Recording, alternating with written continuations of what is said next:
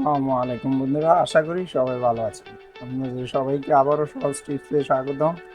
বন্ধুরা, আমরা আবারও হাজির হলাম ফটোশপ এডিটিং টিউটোরিয়াল নিয়ে। আমরা যখন পারফেক্ট পাসপোর্ট সাইজের ছবি তৈরি করতে যাই, ঠিক তখনই ফটোশপের সফটওয়্যারটি প্রয়োজন হয়ে পড়ে। কিন্তু আমরা সকল কম্পিউটার ইউজাররা ফটোশপের কাজ জানি না। প্রত্যেকেই কম বেশি মাইক্রোসফট ওয়ার্ডের কাজ জানে। আর আপনারা ফটোশপ সম্পর্কে কোনো ধরনের আইডিয়া ছাড়াই মাইক্রোসফট ওয়ার্ড দিয়ে কীভাবে পাসপোর্ট সাইজের ছবি সহজেই তৈরি করতে পারবো সেটা আজকে জানবো। তো বন্ধুরা, চলুন শুরু করা যাক। তো বন্ধুরা, প্রথমে আমরা মাইক্রোসফট ওয়ার্ড থেকে ইনসার্ট অপশনে গিয়ে একটা পিকচার নেওয়ার চেষ্টা করব। সেক্ষেত্রে আমরা পিকচার অপশনে ক্লিক করব এবং আমার যে ফোল্ডারে যে পিকচারটি আছে সেটা আমরা এখানে ইনসার্ট করে দেবো। ইনসার্ট করে দেওয়ার সাথে সাথে বন্ধুরা দেখতে পারবেন এখানে একটা পিকচার ইনসার্ট হয়ে যাবে ডকুমেন্টসে। এবং কিন্তু লক্ষ্য করলে দেখা যাবে এই পিকচারটা আমরা ড্রাগ করলে কোনো জায়গায় নিতে পারছি না কিংবা নাড়ানো যাচ্ছে না। তো সেক্ষেত্রে আমরা প্রথমে এই পিকচারটা সিলেক্ট অবস্থায় থাকা অবস্থায় আমরা হোয়াইট টেক্সটে ক্লিক করব এবং সেখানে বিহাইন্ড টেক্সটে অপশনটিতে ক্লিক করে নিব।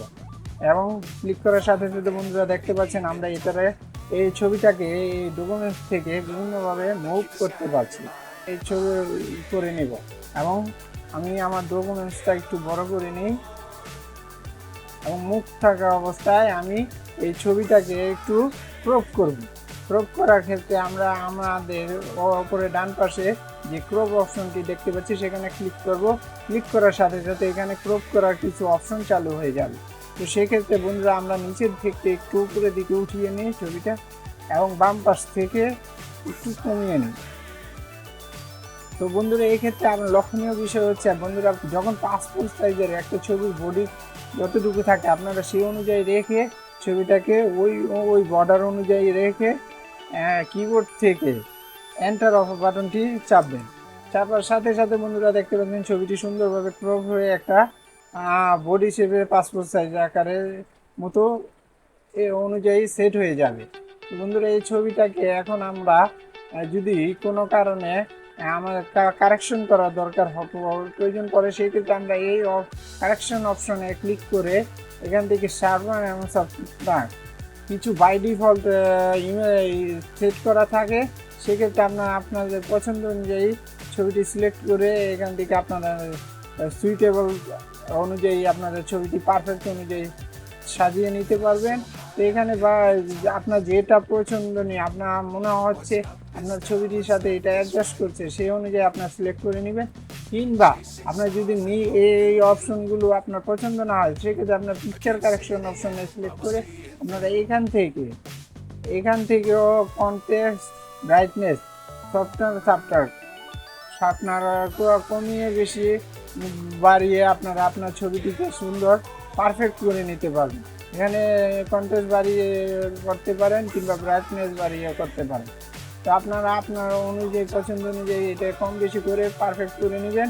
এবং এই ছবিটা কারেকশনের নিচে খেয়াল করবেন, লক্ষণীয় খেয়াল করবেন এখানে পিকচার কালার আছে, সেই কালারটাও আপনারা চেঞ্জ করে নিতে পারবেন। এখানে স্যাচুরেশন একটু কমিয়ে দিতে কিংবা বাড়িয়ে দিতে পারেন।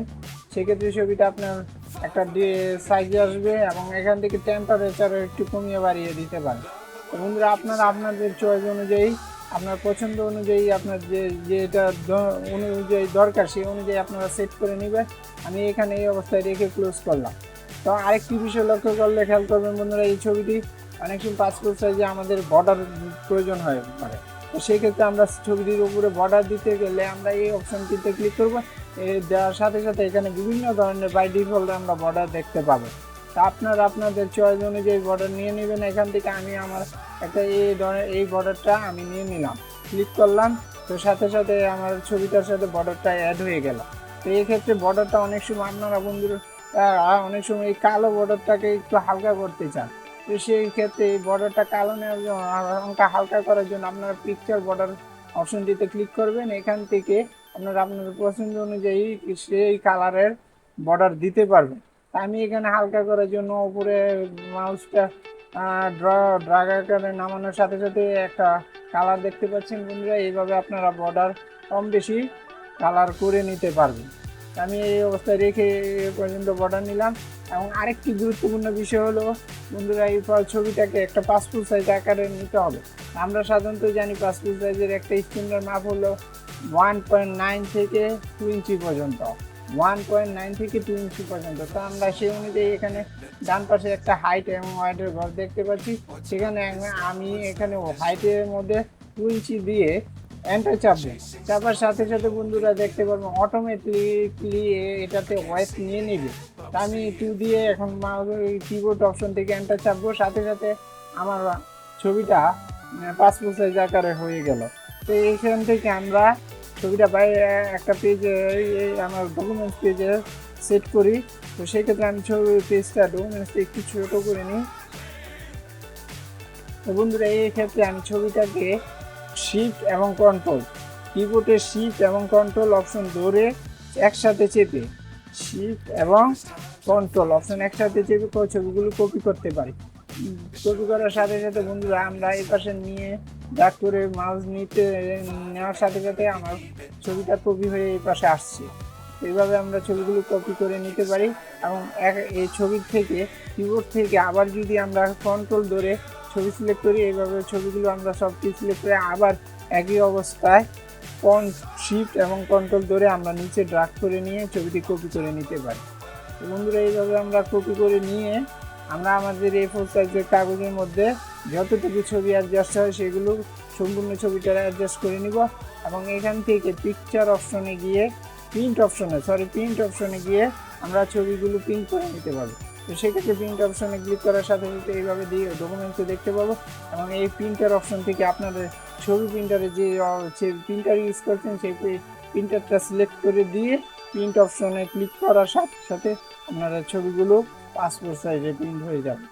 তো আশা করছি বন্ধুরা আপনারা এখন থেকে মাইক্রোসফট ওয়ার্ড দিয়ে আপনারা আপনাদের পাসপোর্ট সাইজের ছবিটি সহজে করে নিতে পারবেন। কোনো ধরনের আশা করি বন্ধুরা আপনারা এই মাইক্রোসফট ওয়ার্ড দিয়ে পাসপোর্ট সাইজের ছবি সহজে তৈরি করে নিতে পারবেন, কোনো রকম ফটোশপের সফটওয়্যারটির কোনো আইডিয়া ছাড়াই সুন্দরভাবে পারফেক্টভাবে পাসপোর্ট সাইজ ছবি তৈরি করে নিতে পারবেন এমএস ওয়ার্ড দিয়ে। তো বন্ধুরা, ধন্যবাদ সবাইকে পাশে থাকার জন্য। আর আমার ভিডিওটি ভালো লাগলে অবশ্যই লাইক কমেন্ট শেয়ার করবেন। ধন্যবাদ সবাইকে।